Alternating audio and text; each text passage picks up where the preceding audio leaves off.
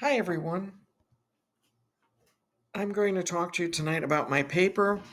Its response to behaviorism in the journal articles of Krantz and McClanahan, Iwata Dorsey, Slipher, Bauman, and Richmond, Fox, Orsini, and Smith. Here's a copy of all of the background information on these papers or these authors.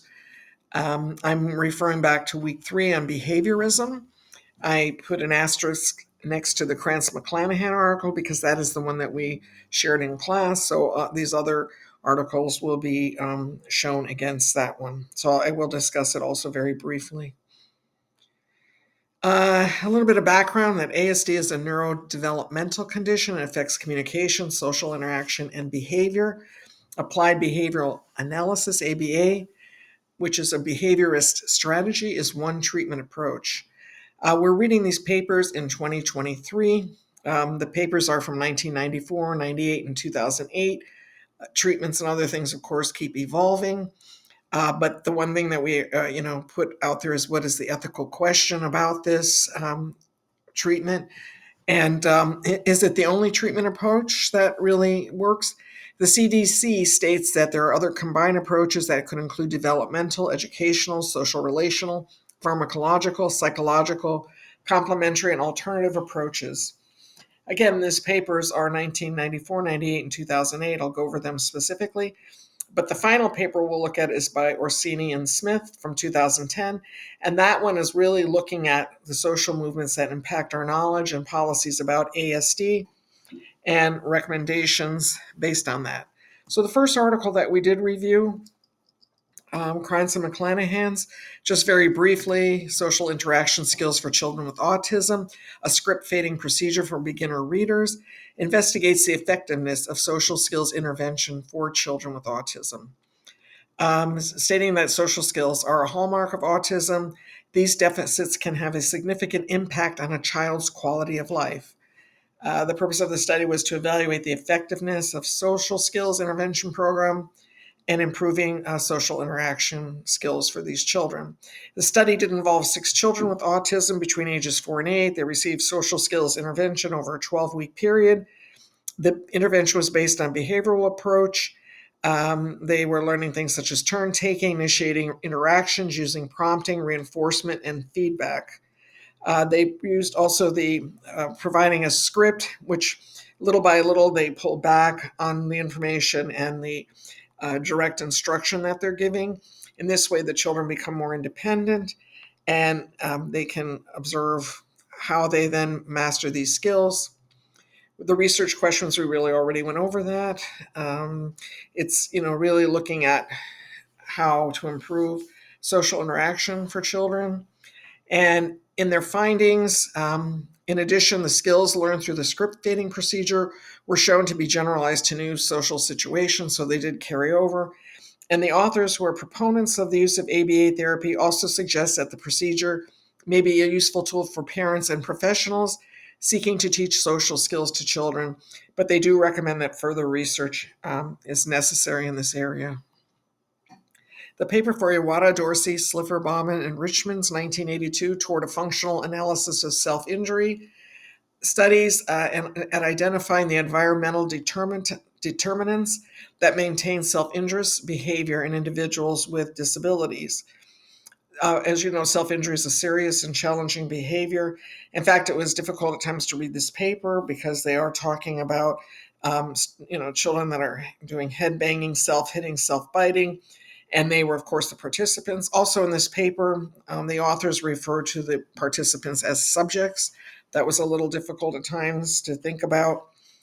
We are doing research. It's a scientific setting. But again, those are the kind of things, the semantics that impact our thinking about persons with autism. Anyway, they through the analysis, they were able to determine the behaviors and the cause and the kind of triggers that maintain the behavior. So the questions again: what are the antecedents and consequences that maintain self-injurious behavior?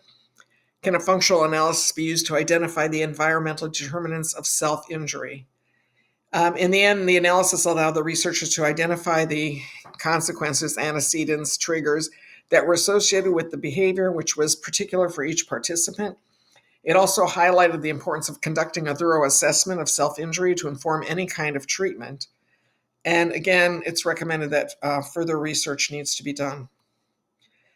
Richard Fox, 1998, Applied Behavior Analysis Treatment of Autism, the State of the Art, is a review of literature that shows effectiveness of the ABA treatment in autism. Also, proponent for the treatment, the ABA treatment, and he claims there's evidence-based approaches or this ABA is an evidence-based approach that has shown promising results in treating autism, and it's important for practitioners to understand the current state and the research on these interventions. And the purpose of the study, of course, was to provide a comprehensive overview of the current research. He looked at and reviewed studies that were published between 1964 and 1996 that used ABA as interventions with autism for students or children with autism. The findings show that it is an effective treatment, and it treats a wide range of behaviors associated with autism: language deficits, social skills deficits, problem behavior. And he also notes that this treatment is based on behaviorism and emphasizes the role of environmental factors in shaping behavior. The article also identifies some of the current challenges facing ABA treatment, such as access to qualified professionals and the needs for further research.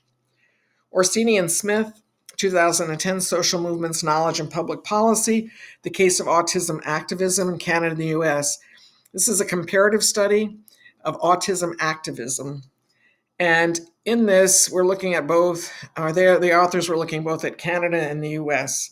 And they claim that this activism has played a significant role in shaping knowledge and public policy, and also has created much improvement for services for individuals with autism. The study, of course, again, was to study the strategies and tactics used by autism activists and to assess the impacts of these movements on policy.